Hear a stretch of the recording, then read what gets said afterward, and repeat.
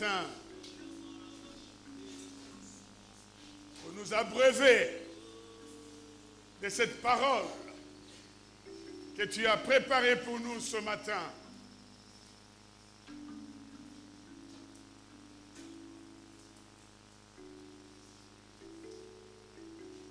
Nous disposons nos cœurs ce matin à recevoir ce qui vient du ciel.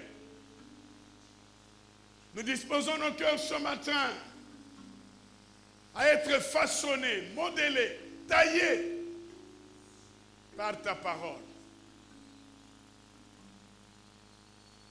Afin que tout ce qui vient du cœur et qui peut souiller notre image d'enfant de Dieu s'efface, disparaisse pour laisser la place à ce qui doit caractériser notre vie chrétienne. Merci de nous parler encore ce matin. Merci Jésus. Amen, amen. Amen, amen. Est-ce que tu peux acclamer convenablement? Alléluia. Gloire à Dieu.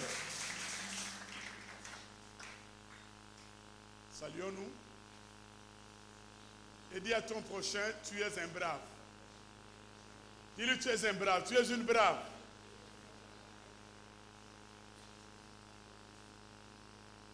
Alléluia. Vous savez, braver la pluie, sortir après la pluie ou pendant qu'il pleuvine, dans notre pays, surtout dans la ville de Kinshasa, ce n'est pas toujours évident. Amen, amen. Ce n'est pas toujours évident à cause de tout ce que vous savez. Et en venant ce matin, je disais à mon épouse, alors qu'il pleuvinait encore, j'ai dit, aujourd'hui, on va vraiment voir les vrais chrétiens. Amen, amen. Les vrais, on le verra aujourd'hui. Bon, je ne dis pas que ceux qui ne sont pas là sont des faux, parce que nous ne savons pas qu'est-ce qui leur est arrivé avec la pluie. Amen, amen. Mais au moins, vous qui avez bravé la pluie, vous êtes braves. Que le Seigneur vous bénisse. Amen. Aujourd'hui, nous allons parler d'un sujet, un thème, j'ai intitulé ainsi « Vivre selon l'éthique du royaume des dieux ». Vivre selon l'éthique du royaume des dieux.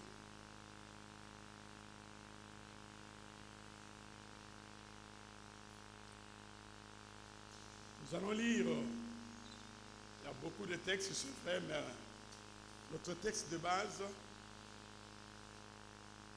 c'est Philippiens 2.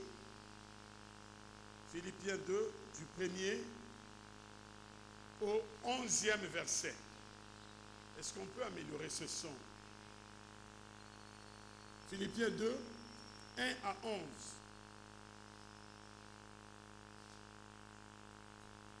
Si donc, il y a quelque consolation en Christ, s'il y a quelque soulagement dans la charité, s'il y a quelque union d'esprit, s'il y a quelque compassion et quelque miséricorde, rendez ma joie parfaite, ayant un même sentiment, un même amour, une même âme, une même pensée. Verset 3, ne faites rien par esprit de parti ou par vaine gloire, mais que l'humilité vous fasse regarder les autres comme étant au-dessus de vous-même. Que chacun de vous, au lieu de considérer ses propres intérêts, considère aussi ceux des autres. Pas facile, hein? N'est-ce pas? Pas facile, même parmi les chrétiens. Pas facile. Verset 5. Ayez en vous le sentiment qui était en Jésus-Christ, lequel, existant en forme de Dieu, n'a point regardé comme une proie à arracher d'être égal avec Dieu, mais s'est dépouillé lui-même en prenant une forme de serviteur, en devenant semblable aux hommes, et ayant paru comme un simple homme, il s'est humilié lui-même, se rendant obéissant jusqu'à la mort, même jusqu'à la mort de la croix. Verset 9. C'est pourquoi aussi Dieu l'a souverainement élevé. Laisse-la, ne touche plus, laisse-la. Dieu l'a souverainement élevé et lui a donné le nom qui est au-dessus de tout nom, afin qu'au nom de Jésus, tout genou. Est-ce qu'on peut lire ce passage ensemble? Commençons à partir du verset 9 jusqu'au verset 11. Nous lisons 1, 2, 3. C'est pourquoi aussi Dieu l'a souverainement élevé et lui a donné le nom qui est au-dessus de tout nom, afin que, au nom de Jésus, tout genou fléchisse, dans les cieux, sur la terre et sous la terre, et que toute langue confesse que Jésus-Christ est Seigneur, à la gloire de Dieu le Père. Oh, je croyais que l'Église allait acclamer.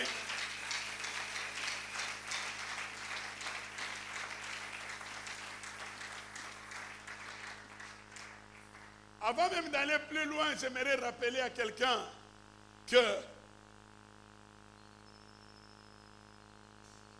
il y a eu d'abord un prix que Jésus a payé avant de recevoir du Père le nom qui est au-dessus de tout nom.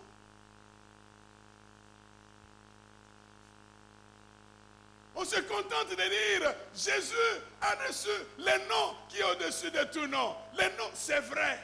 Mais parfois, on ne fait pas attention à ce qui a précédé cela.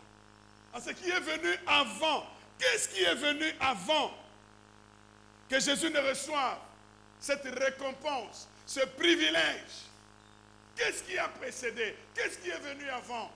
On ne fait pas trop attention à cela souvent. Vivre selon l'éthique du royaume de Dieu. Amen, amen. Bien-aimés, lorsque nous venons à Christ, lorsque nous devenons enfants de Dieu, après avoir reçu Jésus comme Seigneur et Sauveur, il y a un style de vie qui nous attend.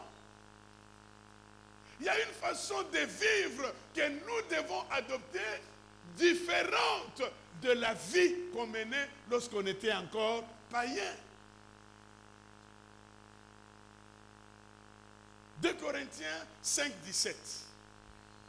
L'apôtre Paul dit ceci. Lorsque quelqu'un est en Christ, il devient une nouvelle créature. Et cela se constate comment? Il dit quoi? Premièrement, les choses anciennes sont passées. Et voici, toutes choses sont devenues nouvelles.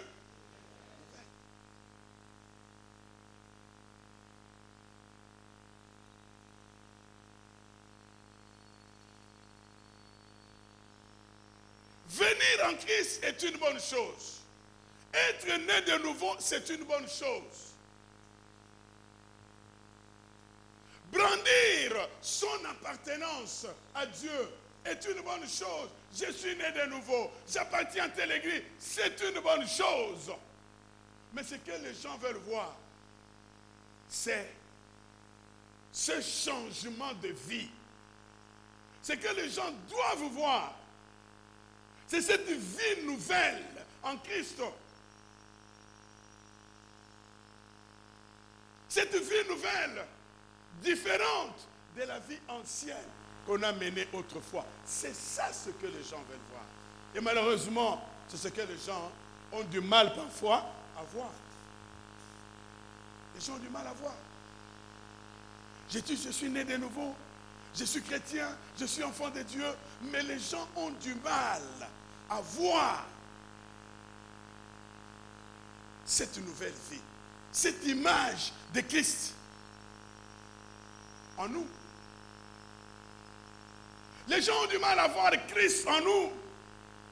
Paul dit dans Galates 2:20, ce n'est plus moi qui vis, c'est Christ qui vit en moi.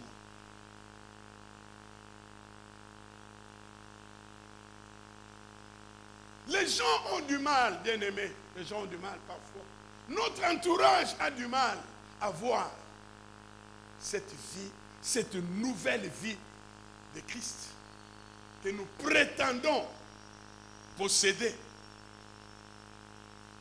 On a du mal. Ce texte de Philippiens nous parle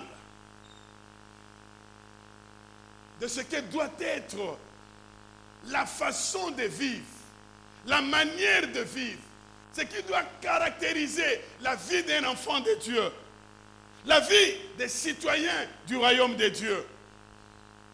L'éthique, c'est en fait la façon de vivre, la manière de vivre, la façon de faire. Amen, amen. On parle de l'éthique pastorale. On peut aussi, les médecins parlent aussi de l'éthique. Ça s'appelle comment? Voilà. La déontologie, les juristes aussi, maître. Vous parlez de quoi? Déontologie. Voilà. La façon de faire. Lorsqu'on fait partie de telle catégorie de personnes, eh bien, il y a une éthique à observer. Il y a une façon de faire à observer. On ne vient pas, on n'appartient pas à une corporation et commencer à faire des choses qui étonnent tout le monde et dire non, non. Ce n'est pas l'affaire de c'est l'affaire de j'appartiens à une corporation, je dois respecter l'éthique de cette corporation-là. Amen, amen. La façon de vivre, la façon de faire des enfants de Dieu. Sans dire que je suis enfant de Dieu, sans dire à quelqu'un je suis chrétien, mais lorsqu'on t'observe, on voit ta façon de vivre, ta façon de faire, tes relations avec ceux qui sont autour de toi, même ceux qui n'ont jamais appris que tu étais chrétien, peuvent déjà conclure, peuvent dire non, non, non, non. En tout cas, il est différent des autres, il doit être un chrétien. Il doit être une chrétien. Il doit être un chrétien. Il doit être un enfant de Dieu. Il doit être un enfant de Dieu. C'est à cela que Dieu nous appelle. Et c'est cela que nous devons refléter autour de nous. Voilà pourquoi, dans Matthieu 5, 14, jusqu'au 15 et 16, la Bible parle des chrétiens comme lumière du monde, comme sel de la terre. Vivent selon l'éthique du royaume de Dieu. Dans ce texte, l'apôtre Paul, s'adressant aux Philippiens, nous trouvons premièrement l'appel à vivre selon l'éthique. L'appel à vivre selon l'éthique. À partir du premier verset jusqu'au verset 2. L'appel à vivre selon l'éthique. Et à partir du verset 2 jusqu'au verset 8. L'éthique selon le modèle de Christ. Christ est pris comme modèle. Nous voulons vivre selon l'éthique. Eh bien, le modèle à suivre, c'est qui? C'est Jésus. Amen, amen. C'est Jésus. À partir du verset 3 jusqu'au verset 8, l'éthique selon Christ. Et le verset 9 jusqu'au verset 11, eh bien, là nous trouvons la récompense ou les récompenses, les bénéfices que nous tirons lorsque nous vivons selon l'éthique de Dieu. Il y a une récompense, il y a des bénéfices, il y a des avantages que Dieu nous réserve. Amen, amen. Alléluia. Bien-aimé, il y a des portes qui vont s'ouvrir un jour dans ta vie, sinon dans la vie de tes enfants, non à cause de la prière, non à cause du jeûne, et parfois à cause d'un comportement, d'un caractère. Parce qu'un jour, tu as marché dans la crainte de Dieu. Parce qu'un jour, tu as été intègre. Parce qu'un jour, on t'a reconnu comme un homme honnête, comme quelqu'un qui marchait dans la vérité. Des portes peuvent s'ouvrir rien qu'à cause de ça. Alléluia. C'est important, en tant qu'enfant de Dieu, s'arrêter un moment, savoir, chercher à vivre selon l'éthique du royaume de Dieu. Amen, amen. Parce que chaque royaume a ses principes. Chaque royaume a sa façon de vivre. Chaque royaume a ses valeurs qu'il faut absolument respecter et observer. Et le royaume de Dieu de même. On ne peut pas faire partie du royaume de Dieu et vivre contrairement à l'éthique, au principe du royaume de Dieu, comme nous le constatons aujourd'hui. Amen, amen. Alors l'appel à l'éthique. L'apôtre Paul dit, s'il y a donc quelques consolations en Christ, s'il y a quelques soulagements dans la charité, s'il y a quelques unions d'esprit, s'il y a quelques compassions et quelques miséricordes, rendez ma joie parfaite, ayant un même sentiment, un même amour, une même âme, une même pensée. Amen, amen. L'appel à l'éthique. Dieu, lorsqu'il nous envoie sur terre, en tant qu'enfants de Dieu, le Seigneur qui nous regarde, le Seigneur qui nous a sauvés, qui a fait de nous enfants de Dieu, attend de nous une certaine attitude, un certain comportement dans nos relations entre frères et sœurs. Amen, amen. Il est question plus ici de relations entre frères et sœurs. Gloire à Dieu de ce que aujourd'hui plusieurs prétendent être en bon terme avec Dieu. Gloire à Dieu de ce qu'aujourd'hui plusieurs prétendent privilégier leur relation avec Dieu. Mais qu'en est-il de notre relation avec le voisin? Amen, amen. S'il y a quelques soulagements dans la charité, dans l'union d'esprit, rendez ma joie parfaite. L'apôtre Paul appelle les Philippiens à cette unité dans l'Église, être un même esprit, être une même âme. Et c'est de cette façon que vous allez rendre ma joie parfaite. Amen, amen. Dieu se réjouit. Dieu peut se réjouir. Du haut du ciel où il se trouve, Dieu peut se réjouir. Dieu se réjouit lorsqu'il constate que ses enfants marchent dans l'unité. Ses enfants marchent dans un même esprit. L'Église, les chrétiens, enfants de Dieu, sont unis. Unis. Regardant vers la même direction, poursuivant les intérêts du royaume de Dieu, parlant un même langage. Parlant un même langage. Même sentiment, même amour, une même âme, une même pensée. Qu'est-ce que cela veut dire? Un même sentiment. Dans l'Église, qu'est-ce que cela signifie? Un même amour. Qu'est-ce que cela signifie? Une même âme. Qu'est-ce que cela signifie? Une même pensée. Toutes ces expressions signifient seulement que l'Église, les enfants de Dieu qui sont unis, doivent poursuivre les mêmes intérêts. Quels sont ces intérêts? Les intérêts du royaume Amen, amen. Poursuivre les intérêts du royaume de Dieu.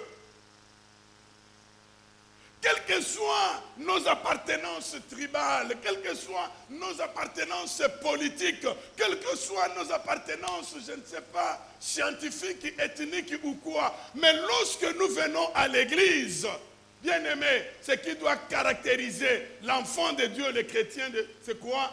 La poursuite des intérêts de Dieu, point barre. Point barre. Mettons à côté nos divergences sur tel ou tel domaine. Mettons à côté toutes ces choses. Ce qui doit caractériser l'unité, ce qui doit motiver notre unité, c'est la poursuite des intérêts du royaume de Dieu. Amen, amen. Lorsque nous sommes ici, nous parlons un même langage. Ce langage, c'est quoi? Le royaume de Dieu doit aller de l'avant. C'est ça le langage. C'est ça l'esprit, la pensée qui doit nous animer en tant qu'enfants de Dieu, en tant que chrétiens. C'est ça l'esprit.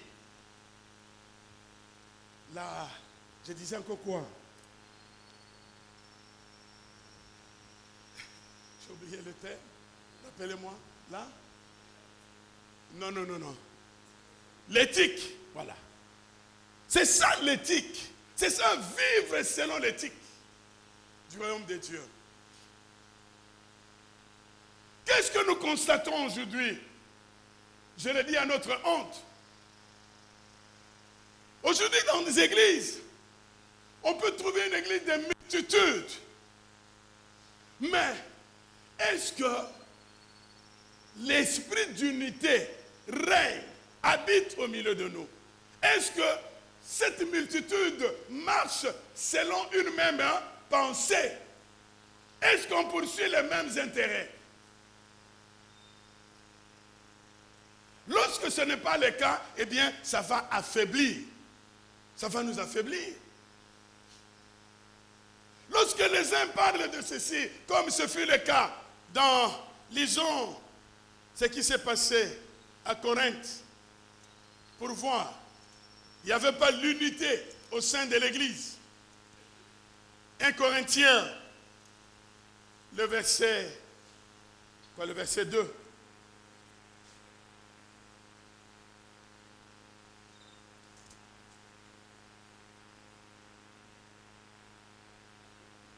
Non, c'est le premier verset. Le chapitre 1er. 1 Corinthiens 1, à partir du 4e verset.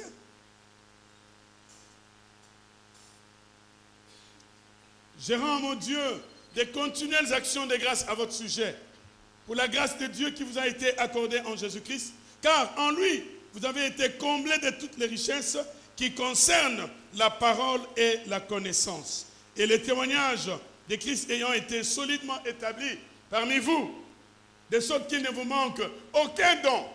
Hein? Souligné. L'église de Corinthe, l'apôtre Paul dit, il ne manquait aucun don dans cette église. Étonnant. Amen, amen.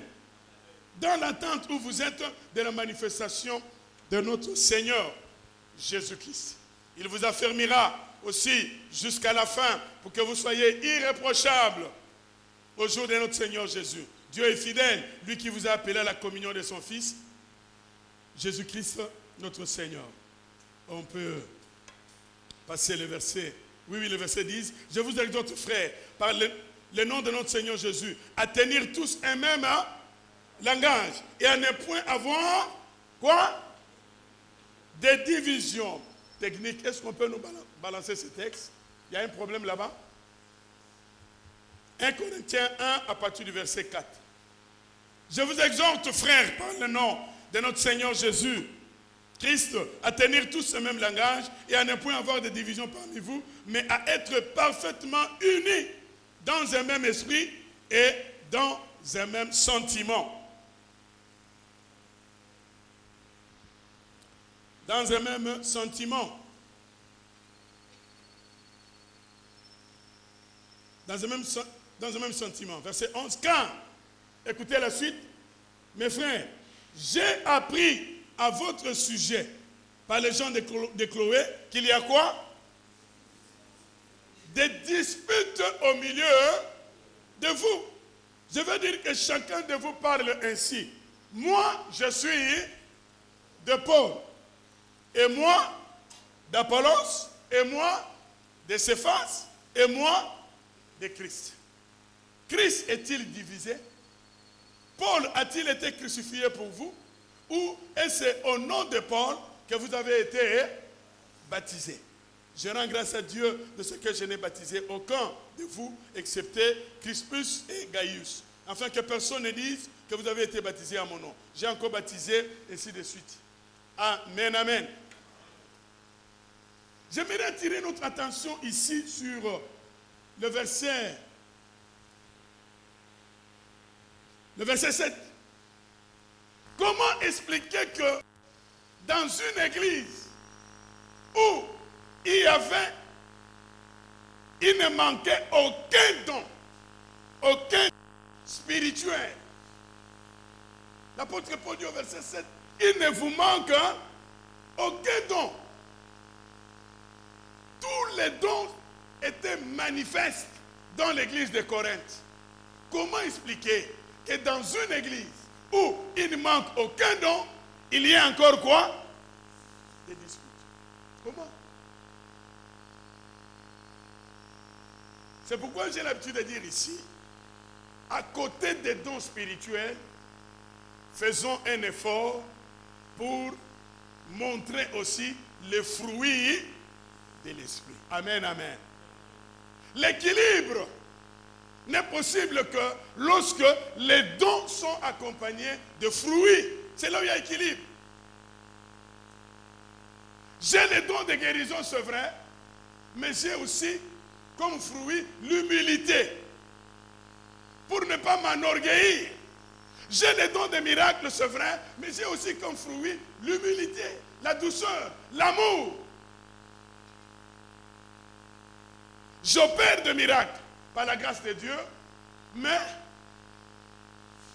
l'amour m'amène à faire quoi? À ne pas monnayer mes miracles, à ne pas exiger un prix pour tous ceux qui viennent chercher la guérison. Amen, amen. Alléluia. Donc, c'est possible que nous soyons dans une église, telle que nous sommes là ce matin, ensemble c'est vrai, mais sans qu'il y ait réellement l'unité de l'esprit. Sans que nous ne marchions pas dans la même pensée, sans parler le même langage. Et c'est ce qui est grave. Les Corinthiens étaient divisés. Il y avait des dons, mais il y avait aussi la division, des disputes entre eux. Moi, je suis de... Voilà. Moi, je suis de Paul. Il y a ceux qui se réclamaient de Paul. Pourquoi? Parce que c'est Paul qui avait bâti l'église. C'est Paul qui avait bâti l'église. Nous sommes de Paul. C'est Paul qui a bâti l'église. Ici, personne d'autre, ici, ce n'est Paul. Et les autres disent, ils viennent aussi dire non, nous, c'est Pierre. C'est lui qui a mangé avec Jésus. Pierre. Ce qui est sur Tchébou, Pierre peut à Tchébou. Ils ont tout à. Votre Paul là, est-ce qu'il a vu Jésus? Nous, c'est Pierre. C'est lui qui a marché sur les eaux. Pierre. Les autres viennent dire non. Pas Paul, pas Pierre. Nous, c'est Apollos. Parce qu'à cette époque, eh bien, les gens étaient beaucoup plus attirés par l'éloquence. Et Apollos était très éloquent. Très éloquent lorsqu'il parlait. Les gens étaient fascinés, séduits par son éloquence. Et il a réussi aussi à attirer un groupe de gens. Nous, c'est Apollos. Lorsqu'il parle, waouh.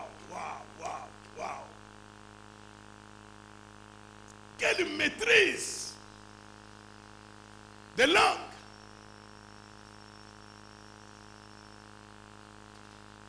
Le respect de la grammaire. Il tient compte de tout cela. Conjonction de coordination, il sait, Apollos. Nous, c'est Apollos.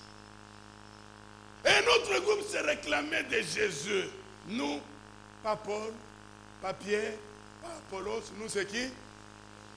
Yemokonkolo Massi.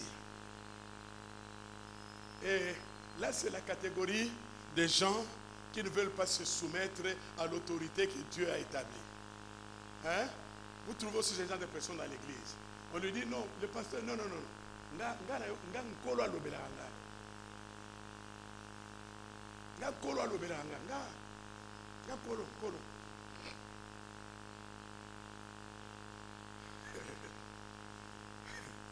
Un jour, quelqu'un est allé voir. Il ne voulait pas faire partie d'une église locale. On lui dit, mais viens à l'église. Il dit, non, moi j'appartiens à l'église universelle. Et l'église universelle. Cette église que Jésus viendra chercher, composée de racheter à travers le monde entier. L'église universelle. Viens à l'église. Non, moi je fais partie de l'église universelle. Je n'ai pas besoin de vos églises là, locales et tout ça. Non, je n'en ai pas besoin. Un jour, il a eu le besoin de se marier. Il devait se marier. Alors la femme lui dit, bon, moi, je dis oui, je t'accepte, c'est vrai, mais nous devons aller où? À l'église. Nous devons aller à l'église. Il vient voir le pasteur. Pasteur, je suis venu pour le mariage. Le pasteur lui dit, va à l'église universelle. On va te... Bien-aimé, l'église universelle est invisible. Il n'y a que Jésus qui connaît le nombre de ceux qui font partie de l'église universelle. Bon, maintenant, toi, va te marier à l'église universelle. Donc, c'est ça qui a caractérisé la vie de l'église de Corinthe. La division, les divisions dans l'église. Les divisions causées par quoi? Les disputes. Les disputes. Et parfois, il y a des disputes au milieu de nous. Ça, je le sais. Il y a des disputes au milieu de nous. Il y a des paroles parfois qui sortent de la bouche de tels qui choquent. Et qui vont même pousser certains à quitter l'église. On m'a dit telle chose. Pourquoi tu ne viens plus? Ah, on m'a dit ceci, on m'a dit cela. On a eu tel comportement à mon endroit. C'est pourquoi j'ai quitté. Tu te sentis frustré. J'ai quitté. Des disputes au milieu de vous. Alors que ce sont des choses qui ne peuvent même pas exister parmi nous. Amen, amen. Ça ne peut pas exister. Enfant de Dieu, né de nouveau. Des disputes autour, parfois, de choses qui n'ont rien à voir avec le royaume de Dieu. Des disputes parfois autour des appartenances politiques, des disputes autour des appartenances tribales. Non. Ça ne devait pas avoir lieu ici, au milieu de nous. Ça fragilise l'unité de l'Église. Ça fragilise l'Église. Amen, amen. Fragilise l'Église.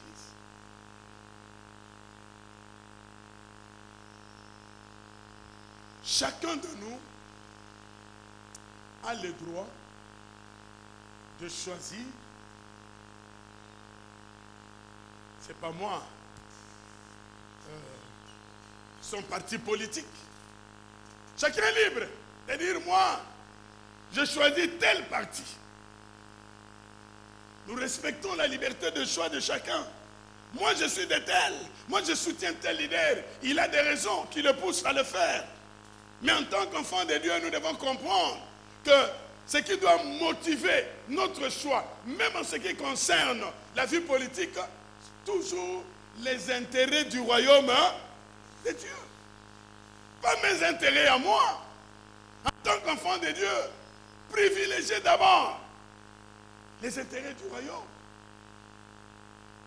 C'est poser la question de savoir, est-ce que mon choix par rapport à mon identité d'enfant de Dieu, est-ce que mon choix est correct? Est-ce que le choix que je fais sur tel ou tel est correct? Chacun est libre de faire son choix. Et nous avons aussi, nous, le devoir de respecter le choix des uns et des autres.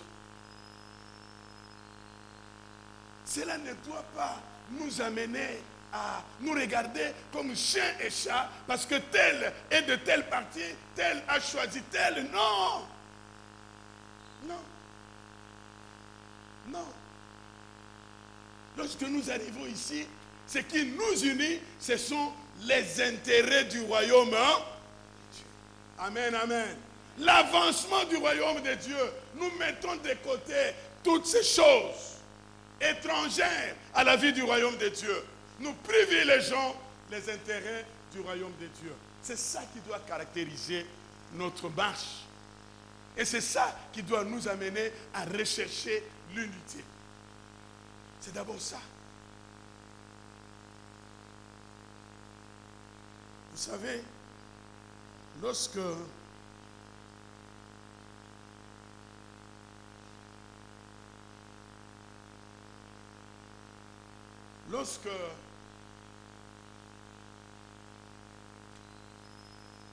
je viens ici,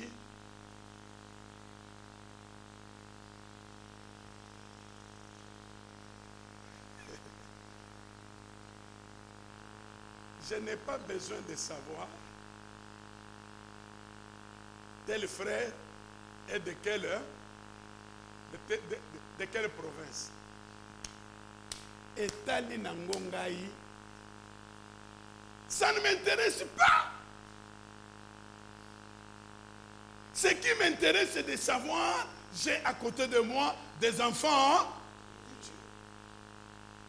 Des enfants de Dieu nés de nouveau, point barre. Même quand il s'agit de confier de responsabilités. Je vais un jour, j'ai changé avec Papa Didier, il m'a proposé pour l'officiance telle personne, j'ai dit, ah Didier, est-ce que ça ne risque pas de faire tâche? C'est comme si le nombre de ceux que tu proposes là, c'est comme si ils sont majoritaires. Étant tous d'une même province, nous avons un majoritaire. Et au sein de la Bangonde, non, est-ce qu'il n'y a pas? Non, pasteur. D'ailleurs, ils ne sont même pas majoritaires, ils sont minoritaires. Elle dit, ah bon, ok, dans ce cas, alors vas-y. Nous veillons à cela. Parce que chaque enfant de Dieu dans l'église doit trouver sa place. Amen, amen. Chacun a sa place dans cette église. Regarde ton voisin, dis-lui, tu as ta place dans cette église. Chacun a sa place. Dis encore à ton voisin, sens-toi à l'aise dans cette église. Alléluia. Alléluia. Est-ce qu'on peut acclamer le Seigneur?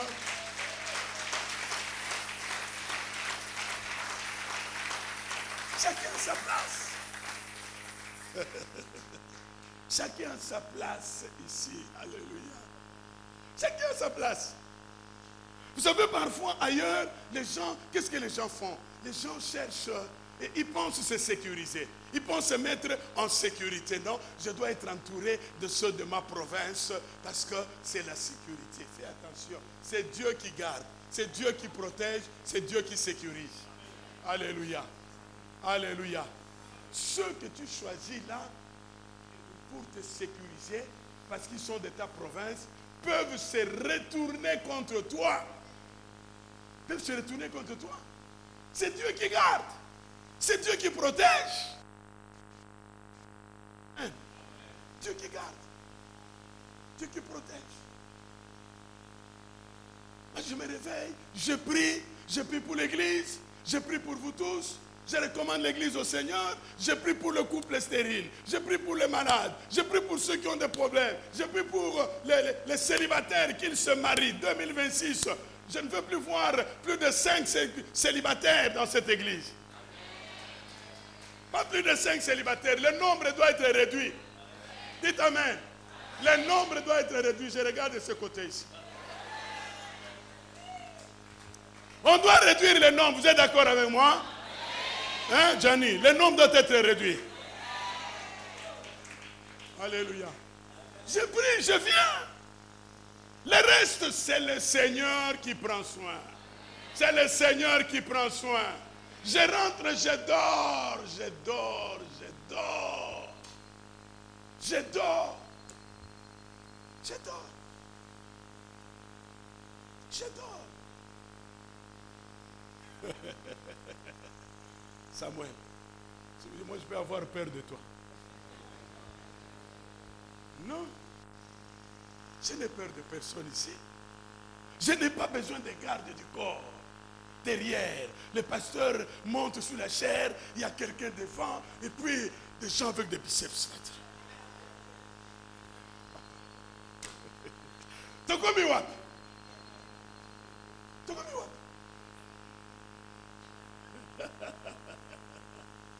Ici, je me sens chez moi. Je bénis le Seigneur pour cette église qu'il m'a donnée. Je bénis le Seigneur pour vous. Je sais que vous m'aimez. Vous m'aimez beaucoup, je le sais. Je le sais. Je le sais. Je le sais. Et vous prenez soin de moi comme il faut. Je le sais. Je le sais. Vous avez du respect pour moi. Je n'ai pas besoin. Je dis parfois au pasteur de la KDC, là où on a été élu comme chef de district, j'ai dit, écoutez, le problème avec vous, c'est que vous avez perdu la confiance de l'Église. Vous avez perdu la confiance de l'Église. Rassurez-vous que les membres ont confiance en vous. Et rassurez-vous aussi que vous avez du respect pour ceux que Dieu a placés autour de vous. Ne les gardez pas comme une menace. Les collaborateurs ne doivent pas devenir une menace pour ton ministère. Ou alors, tu n'es pas sûr de ton appel. Pas sûr de ton appel. Moi, je sais qui m'a appelé. Je suis sûr de mon appel. Je ne dois pas regarder les collaborateurs comme une menace. Non. Non. Bon. Dis au voisin, dimanche, on continue dimanche. Vivre selon l'éthique du royaume de Dieu. Alléluia. Nous sommes enfants de Dieu. Au travail, je dois vivre selon l'éthique. Je dois communiquer l'éthique du royaume.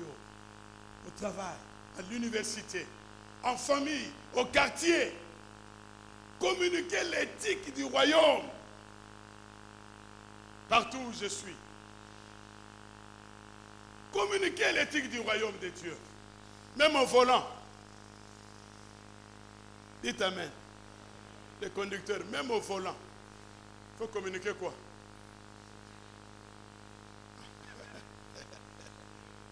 Namoni papa Olivier Azosek. Une maman disait, Sogo Ligiga au Sumuka. Zoa volant.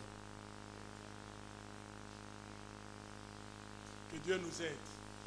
Même au volant, dans la maîtrise pour communiquer quoi? L'éthique du royaume de Dieu. Pour bonne nos têtes, nous allons prier le Seigneur.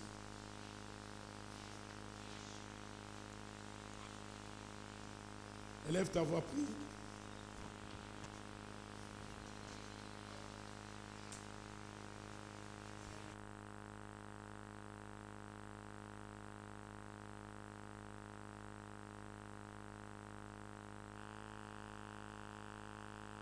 Lève ta voix, prie le Seigneur.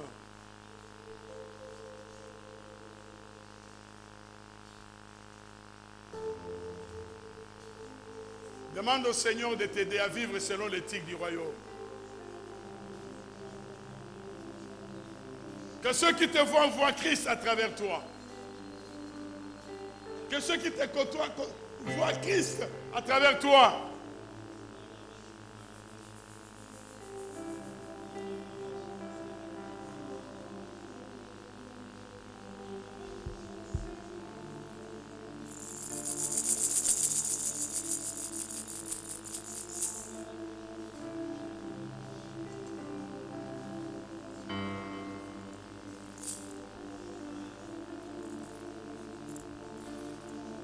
Alléluia.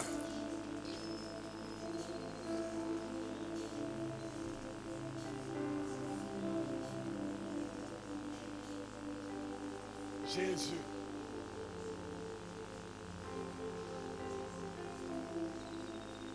Si tu nous gardes encore sur cette terre, Seigneur, c'est pour que nous soyons sel et lumière du monde, sel de la terre, lumière du monde, afin de chasser les ténèbres qui règnent encore dans ce monde pervers. Apprends-nous à vivre selon l'éthique du royaume de Dieu.